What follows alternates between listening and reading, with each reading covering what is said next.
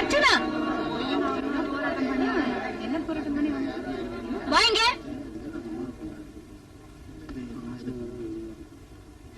அங்க என்னடி police station முன்னால என்ன கூச்சல் போட்டுக்கிட்டு? அம்மா, இங்க காலேஜ் ப்ரொஃபசர் அரெஸ்ட். ஆமாங்க, அவரை கைது செஞ்சுட்டாங்க. நான் உங்ககிட்ட பேச வரல. கண்டவனோட சேர்ந்து ஊர் சுத்திக்கிட்டு பாடி வீட்டுக்கு போலாம். அம்மா, அது அம்மா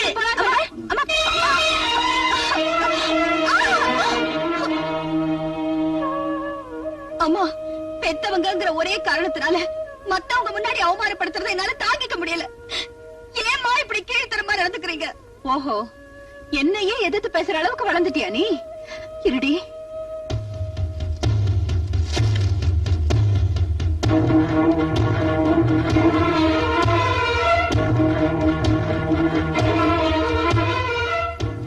சூடுதானே வைக்க போறீங்க? வைங்க.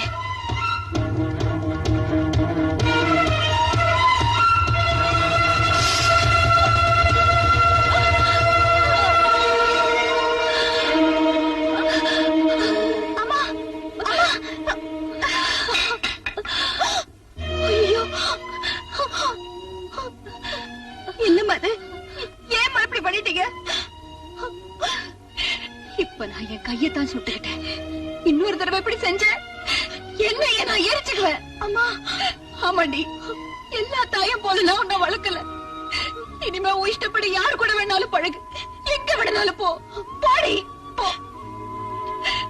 நில்லுமா, அப்படியெல்லாம் சொல்லாதீங்க. இத்தனை நாளா நீங்க என்ன கல்லாத்தான் வளர்த்தீங்க. இனிமே நானே கல்லா இருந்துடுறேன். உங்க இஷ்டப்படியே நான் எங்கேயும் போக மாட்டேன், யாரையும் பார்க்க மாட்டேன், யார் கூட பேச மாட்டேன். அம்மா, இது சத்தியம் அம்மா, சத்தியம். அர்ச்சனா, இனிமே உன் கவனம் எல்லாம் ஐஏஎஸ் படிப்புல மட்டும்தான் இருக்கணும்.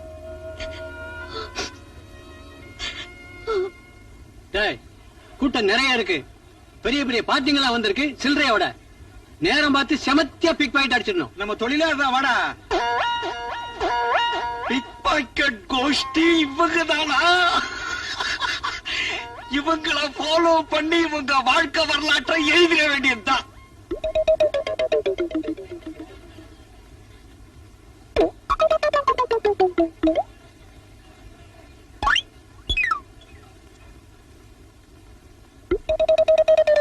அவன் நம்மளை பத்தி கதை எழுதி நம்மளையே போலீஸ்ல மாட்ட வைக்க பாக்குறான். அதுக்கு முன்னாடி நாம அவனை மாட்ட வச்சிருவோம். யாருக்கிட்டையாவது பர்ஸ் அடிக்க பணத்தை எடுத்துக்கிட்டு காலி பர்ஸ் பாக்கெட்ல சொருகிட்டா போகுது. Very good idea. வாங்க.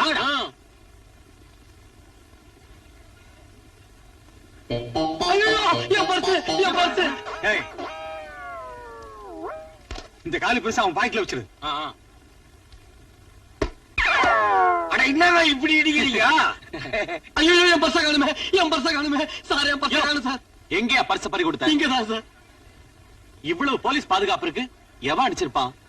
சார், சார், அங்க ஒருத்த நிக்கிறானே, எங்கெங்க கூட்டம் இருக்கோ அங்க எல்லாம் நிக்கிறான், ஒரு மாதிரியா பாக்குறான். ஒருவேளை அவனா இருக்குமோ? யார் யாரு தெரியல. என்ன ரொம்ப நேரமா இந்த பக்கம் சுத்திக்கிட்டு இருக்க? அது ஒண்ணு இல்ல சார், பிக் பாக்கெட் குறிப்பி எடுக்கலாம்னு எடுத்துக்கிட்டு இருக்கேன். பிக் பாக்கெட்டா சார்? என் பர்ஸ் தான் சார், அதே பர்ஸ் தான் சார். என்னையா எம்டியா இருக்கு? உள்ள பணம் வச்சிருந்தேன் சார், 500 ரூபாய் பணம் வச்சிருந்தேன் சார். இது ஏன் பர்ஸ் இல்ல சார், யாரோ போட்டாங்க சார். என் பர்ஸ் இது சார். இதா என் பணம் தான் சார், அதே பணம் தான் சார், அதே நோட்டு தான் சார். அவன் போய் சொல்றான் சார், அது என் பணம் சார். அடுத்தவன் பர்ஸ் அடிச்சுட்டு அவன் பணத்தை உன் பாக்கெட்ல வச்சுட்டு உன் பணம் நான் சொந்தம் கொண்டாடுற சார். நீங்க புரியாம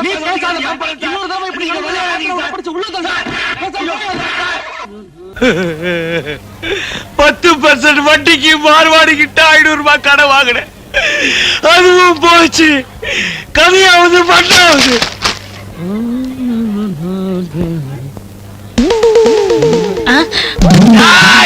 போஸ்ட்மேன், நீ போஸ்ட் ஆபீஸ்ல இருந்து இன்னையோட ரிட்டையர் ஆகலடா. டேய் பண்ணி, அடிச்சு கறி பண்ணி சைனீஸ் ரெஸ்டாரண்ட்டுக்கு தரேன்டா. என் பொண்டாட்டி ஒரு நாளைக்கு அடிச்சாலும் ஒரு நாளைக்கு அனுப்பா. நீ என்னடா என்ன விதவிதமா அடி வாங்க வச்சுட்டேடா. ஊர்ல இருக்கிற ஒரு நல்ல அடிச்சா கூட நான் சந்தோஷமா வாங்கிட்டு இருப்பேன். ஆனா அத்தனை அயோக்கிய பசங்க அடி வாங்க வச்சுட்டேடா. டேய் காட்டு பண்ணி உன்னை கூவத்துல போட்டு உனக்கு நான் சமாதி கட்டட்டா. டேய் உன்னை நான் கொல்லாம விட போறதில்ல. எங்க அவன்? எங்க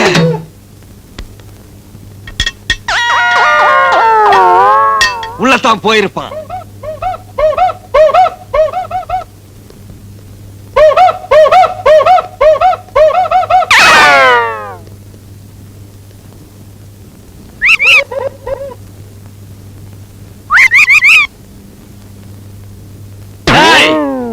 என்னை ஏமாத்திட்டு நீ உள்ளையாட ஒளிஞ்சுக்கிட்டு இருக்க.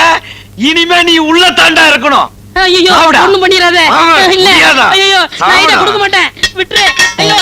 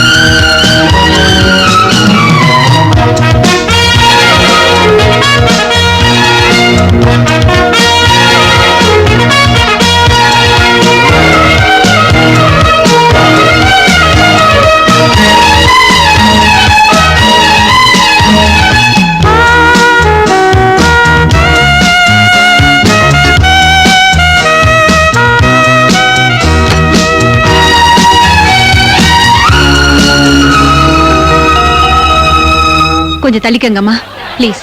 கொஞ்சம் தள்ளிக்கங்க. இருங்கம்மா. எங்க போறீங்க? நான் வீட்டுக்கு போனங்க. கொஞ்சம் வழி விடுங்க. போக முடியாது, மந்திரி வராரு. நான் அவசரமா போகணுங்க. அதோ மந்திரி வந்துட்டாருமா. அமைச்சர் ஆனந்தமூர்த்தி, அமைச்சர் ஆனந்தமூர்த்தி, அமைச்சர் ஆனந்தமூர்த்தி, அமைச்சர் ஆனந்தமூர்த்தி, அமைச்சர் ஆனந்தமூர்த்தி, அமைச்சர் ஆனந்தமூர்த்தி,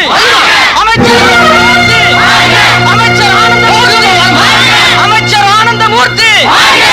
ஒரு குட் நியூஸ் குமார். நான் ஐஏஎஸ் ரிட்டன் டெஸ்ட் பாஸ் பண்ணிட்டேன். பர்சனல் இன்டர்வியூ கூட அட்டெண்ட் பண்ணிருக்கேன். நிச்சயமா பாஸ் ஆயிடுவேன்னு நினைக்கிறேன். ஆஹா அர்ச்சனா, உன் கூட பேசினதுனால உங்க அம்மா கிட்ட நான் அவமானப்பட்டதெல்லாம் போதும். இனிமேல என் செல்ஃப் ரெஸ்பெக்ட் நான் இழக்க விரும்பல. எங்க அம்மாவோட நேச்சர் அப்படி. அதையெல்லாம் மனசுல வச்சுக்காதீங்க. நான் ஏழையா இருக்கலாம் அர்ச்சனா, ஆனா உன் மேல நிறைய மதிப்பு மரியாதையும் வச்சிருக்கேன்.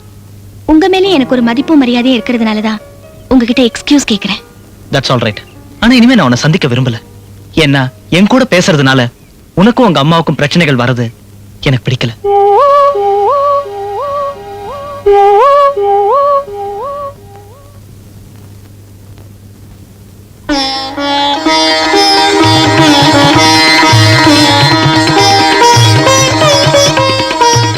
என்னமா விசேஷம்?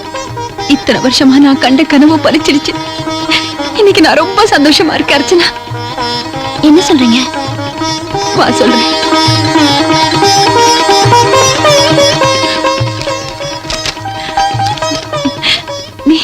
நீ ஐஏஎஸ் பாஸ் பண்ணிட்ட.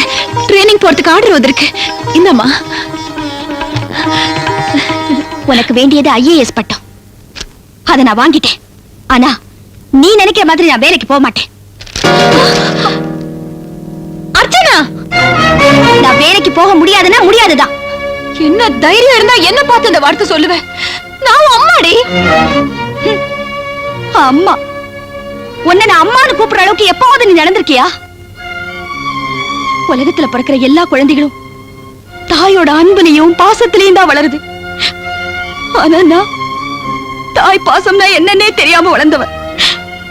அம்மா அம்மான்னு நான் தான் உன்னை 1000 முறை கூப்பிட்டிருப்பேன். ஆனா நீ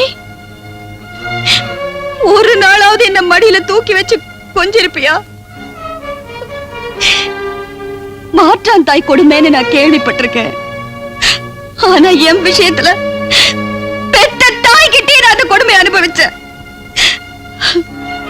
காலம் இல்லாம பேச்ச கேட்டு அடிமையாட்ட வாழ்ந்த நீ எல்லாம் ஒரு தாயா?